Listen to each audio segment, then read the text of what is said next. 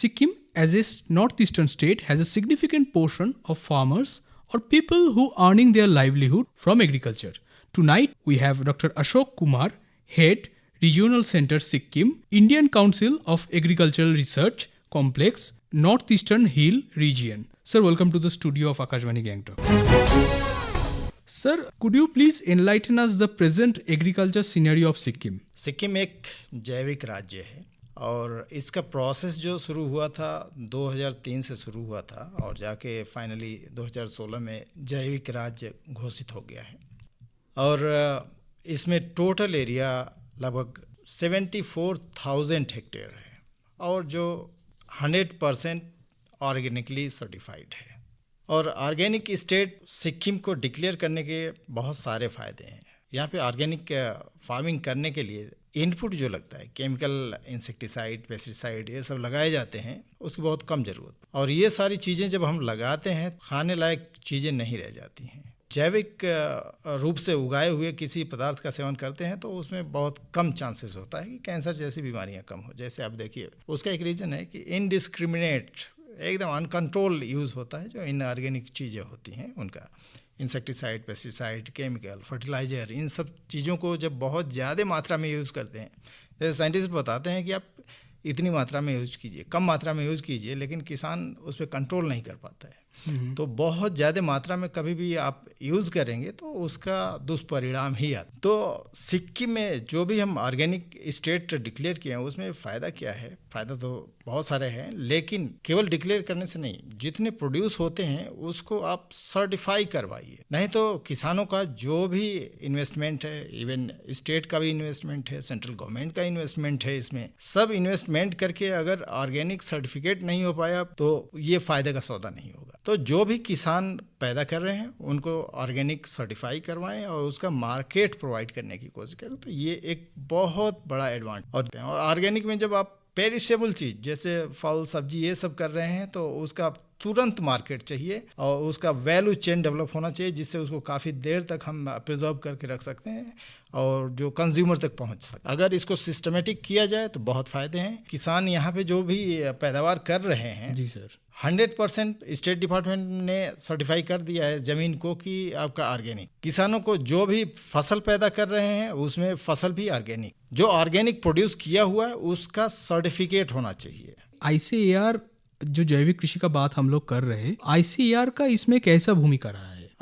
ICAR का तो बहुत बड़ा भूमिका है, क्योंकि देखिए खेती में जब तक कोई भी अनुसंधान नहीं होगा तो उतना बढ़िया टेक्नोलॉजी नहीं मिल सकती आपको। किसान करते हैं, जैसे हम लोग बहुत जगह ऐसे रिमोट एरियाज़ में जाते हैं, जैसे हमारा एक प्रोजेक्ट चल रहा है ट्राइबल सब प्लान का जंगू में, तो वहाँ पे जब हम लोग जाते हैं तो किसानों को बहुत सारी चीज़ें पता नहीं, कुछ तो फसलें नहीं पता होती हैं। तो उसमें अभी हम लोग क्या करते हैं कि जो टेक्नोलॉजी डेवलप की गई इसमें टोटल इंसेक्टिसाइड, पेस्टिसाइड, केमिकल सब कुछ बैन कर दिया गया है। तो फिर किसान कैसे करेंगे जिनको इसके बारे में पता ही नहीं कि उनको भले बैन कर दिए गए हैं ऑर्गेनिक सोर्सेज, लेकिन पौधे को तो खाना चाहिए, न्यूट्रिएंट तो किसी न किसी फार्म में चाहिए। तो हम लोग ये पता करते हैं कि कौन से न्यूट्रिएंट को देने से, जैसे नाइट्रोजन, फास्फोरस, पोटास, कैल्शियम, ये सारी चीज़ें चाहिए, तो कौन कौन से सोर्सेज, जैसे गाय का गोबर हो गया, वर्मी कंपोस्ट हो गया, रॉक फॉस्फेट हो गया, ये सारी चीज़ें हैं, तो इसमें बहुत सारे न्यूट्रिएंट मिलते हैं। जी सर। तो हम लोग पता करते हैं कि कौन सा न्यूट्रिएंट कितना डालने में, कौन से, जैसे यहाँ सबसे फेवरेट है लार्ज कार्डमम, बड़ी इलायची और सुंतला, तो इसमें कितना मात्रा में ये सारी खादें मिला के डालेंगे तो ये पौधा ऑर्गेनिक सिस्टम में बढ़िया प्रोडक्शन देगा। दूसरी चीज़, इंसेक्टिसाइड, केमिकल इंसेक्टिसाइड, पेस्टिसाइड आप यूज़ नहीं कर सकते हैं, तो फिर क्या करेंगे आप? ऑर्गेनिक फार्मिंग में सबसे बढ़िया चीज़ क्या है कि प्रिवेंशन, बचाव करिए आप। कभी भी बीमारी आ गई तो ऑर्गेनिक सिस्टम में कंट्रोल करना बहुत मुश्किल है। तो इसीलिए हम लोग बोलते हैं कि ऑर्गेनिक में एक कहावत है, prevention is better than cure. जी सर। तो आप ये इंतज़ार मत कीजिए कि बीमारी आए, उसके पहले ही सावधानियां रखिए जिससे कि बीमारियां ना आए। जैसे कोई फसल लगाते हैं, अगर बहुत घनी लगा देंगे तो एक दूसरे के जब बहुत करीब होगा तो बीच में हवा पास नहीं होगी, तो बहुत सारी बीमारियां आ जाएंगी उसमें। तो ये छोटी छोटी चीज़ें हैं। दूसरा है क्रॉप रोटेशन, हम लोग बोलते हैं। फसल चक्र बदल के लगाना। जैसे हमारे यहाँ किसान क्या करते हैं, एक बार किसी फील्ड में अदुआ लगा दिया तो बोलते हैं कि यहाँ पे तो बहुत बढ़िया अदुआ है, उसको फिर अगले साल उसी खेत में लगाएंगे। लेकिन उसमें क्या होता है कि पहले साल में इतने इनाकुलम बन जाते हैं कि दूसरी साल अगर आप अदरक लगाएंगे तो अदरक का फसल ऑलमोस्ट नील के बराबर प्रोडक्शन देगा, क्योंकि उसमें माइक्रोब ऑलरेडी इतने ज़्यादा होते हैं। दूसरी बार जब वही सेम खाना उनको मिलता है तो बहुत जल्दी ख़त्म कर देते हैं।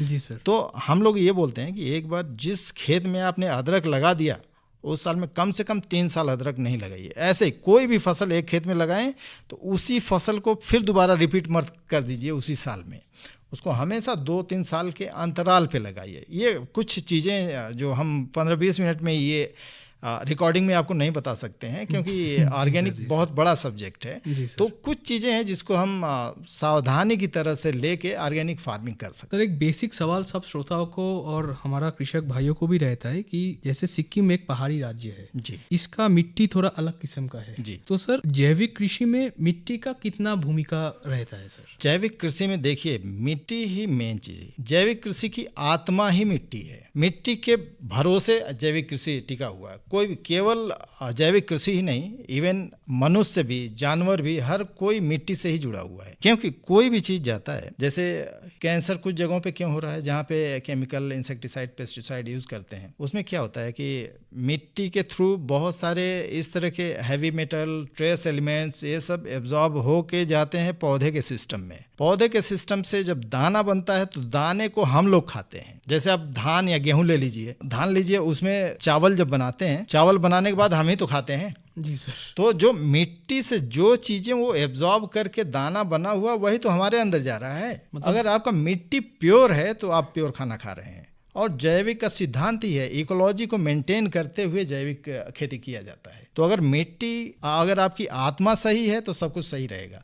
मिट्टी अगर बढ़िया है, परफेक्ट है, जैविक है, तो उसमें से जो कुछ भी आप उगाएंगे बहुत बढ़िया, एकदम स्वास्थ्यप्रद। मतलब माँ को सर अगर अच्छा खाना खिलाया जाए तो जाहिर सी बात है संतान भी तंदुरुस्ती होगी। जी जी, यहाँ पे भी कंसेप्ट सेम ही बनता है। जी, सेम वही है। सर, जानना चाहूंगा कि काफी दिनों से एक नेचुरल फार्मिंग ये टॉपिक हेडलाइन में रहा है, तो सर नेचुरल एंड ऑर्गेनिक ये दोनों फार्मिंग के मूल अंतर क्या है? देखिए, ऑर्गेनिक फार्मिंग और नेचुरल फार्मिंग ऑलमोस्ट बोल सकते हैं सेम है, लेकिन जो ऑर्गेनिक फार्मिंग है वो एकदम सिस्टमेटिक वे में बना हुआ है, जो बिजनेस ओरिएंटेड है। ऑर्गेनिक में क्या है, इनपुट ज्यादा लगता है। इनपुट मतलब आप फर्टिलाइजर नहीं डाल सकते, तो उसके बदले में बल्कि खाद डालते हैं।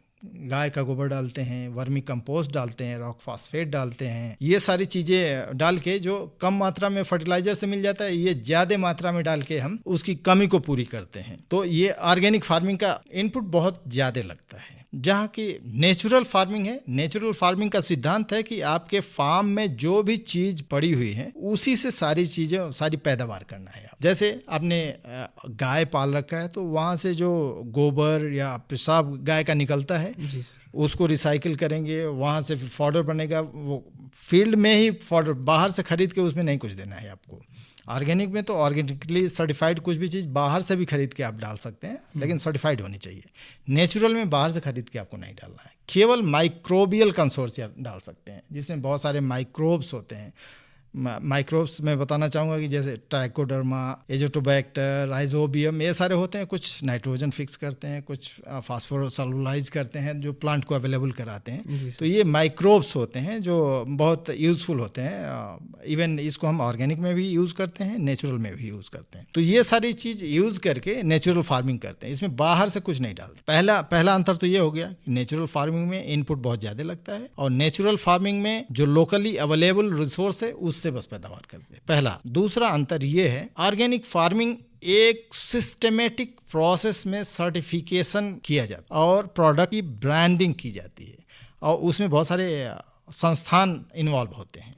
जैसे अभी ऑर्गेनिक फार्मिंग के लिए NPOP, national policy on organic production, इसके तहत अपेडा के माध्यम से बहुत सारी एजेंसीज इन्वॉल्व हैं जो सर्टिफिकेशन कर, तो उसमें जो भी एजेंसी सर्टिफाई करेगी वो ऑर्गेनिक प्रोड्यूस हुआ। उसमें सर्टिफिकेशन एजेंसी की रिलायबिलिटी होती है कि कौन कितना बढ़िया सर्टिफाई करता है, इसका प्रोड्यूस 100% ऑर्गेनिक है। ये भी ऑर्गेनिक में जो सर्टिफिकेशन है वो भी एक विश्वास की बात है। देखिए, जो भी सर्टिफिकेशन कर रहा है उसकी कितनी क्रेडिबिलिटी मार्केट में है उस पर डिपेंड करता है। कई सर्टिफिकेशन ऐसे भी हो सकते हैं जो फेक हो सकते हैं। कई सर्टिफाइंग एजेंसीज होती हैं जो अपने रिलायबिलिटी से कोई कंप्रोमाइज नहीं कर सकते हैं, तो लोग उनको पसंद करते हैं कि जो थोड़ा सा भी उनको सर्टिफिकेशन में दिक्कत लगती है तो उसको सर्टिफिकेट नहीं देते हैं वो लोग, तो उनका जो सर्टिफिकेशन मिलता है उनका मार्केट में वैल्यू जाता है। तो इसमें वेल डिफाइंड सर्टिफिकेशन एजेंसीज हैं, सर्टिफिकेट मिलती है ऑर्गेनिक फार्मिंग में। लेकिन नेचुरल फार्मिंग में जो है ऐसा कुछ नहीं है। उसमें क्या है, एक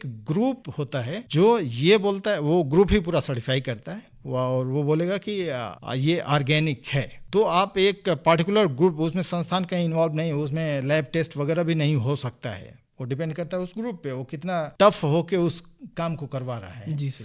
तो ये अंतर है थोड़े से ऑर्गेनिक और नेचुरल, मेन अंतर यही दो हैं। तो मार्केटिंग में अगर एक वेल ब्रांड का सील लगा हुआ है, एक कोई ग्रुप ऑफ फार्मर बोल रहा है कि हाँ ये ऑर्गेनिक है, तो वो नेचुरल में होता। ऑर्गेनिक में ब्रांड होगा, आपको सील होगा और सब कुछ वेल मेंटेन होगा सब कुछ। सर ऑर्गेनिक सर्टिफिकेशन के जो बात आ ही गया है तो कृपया हम हमारे श्रोताओं को इनका प्रोसेस भी थोड़ा बयां कर दीजिए। जी, ऑर्गेनिक सर्टिफिकेशन में क्या होता है, कोई भी फार्म आप ऑर्गेनिकली सर्टिफाई करवा सकते हैं। उसमें क्या है, इनिशियल 3 साल का पीरियड होता है, उसको हम लोग बोलते हैं कन्वर्जन पीरियड। जैसे हमने अभी बात किया था कि अपेडा सर्टिफाइंग एजेंसी अपॉइंट करता है, वो सर्टिफाइंग एजेंसी उस फार्म को टोटल मॉनिटर करता है 3 साल के लिए कि आप कहीं उसमें इंसेक्टिसाइड, पेस्टिसाइड, फर्टिलाइजर तो नहीं यूज कर रहे हैं, उसका पूरा रिकॉर्ड मेंटेन होता है और वो टाइम टू टाइम कभी भी सरप्राइज चेकिंग कर सकते हैं वो सर्टिफाइंग एजेंसी। अगर कुछ भी कहीं भी मिलता है उसको इस तरह का इनऑर्गेनिक सोर्स से आप कुछ यूज कर रहे हैं तो आपका कभी बीच में भी कैंसिल हो सकता है। 3 साल